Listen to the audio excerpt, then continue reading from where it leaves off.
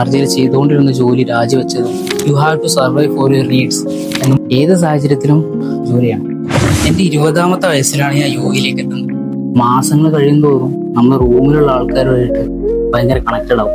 പരിചയത്തിൽ ഒരു ചങ്ങായിയോ ഒരു ബന്ധുവോ പോലും ഇല്ലാതെ ഒരു തണുപ്പ് കാലത്ത് ഷാർജ എയർപോർട്ടിൽ വന്ന് ഫ്ലൈറ്റ് ഇറങ്ങുമ്പോൾ എയർപോർട്ടിൽ എന്നെ കൂട്ടാൻ വേണ്ടി കാത്തിരുന്നത് ഒരു അപരിചിതനായിട്ടുള്ള വ്യക്തിയായിരുന്നു. ഒരു ജോലി കിട്ടാൻ ഇന്നുള്ള അത്ര ബുദ്ധിമുട്ടുകൾ ഇല്ലാത്തത് കൊണ്ടാണോ എന്റെ ഭാഗ്യം എന്നോടൊപ്പം കൂട്ടുന്നതുകൊണ്ടാണോ എന്നറിയില്ല, ഞാൻ അധികം ബുദ്ധിമുട്ടിയിരുന്നില്ല ഒരു ജോലി കണ്ടെത്താനെന്ന്. ജോലിക്ക് ജോയിൻ ചെയ്ത തുടക്കകാലങ്ങളിൽ എനിക്ക് നല്ല ബുദ്ധിമുട്ടുകളും പ്രശ്നങ്ങളും ഉണ്ടായിരുന്നു. വെയിലോ മഴയോ പൊടിയോ കാറ്റോ എന്നൊന്നും അറിയാതെ ഏത് സാഹചര്യത്തിലും ജോലിയാണ്.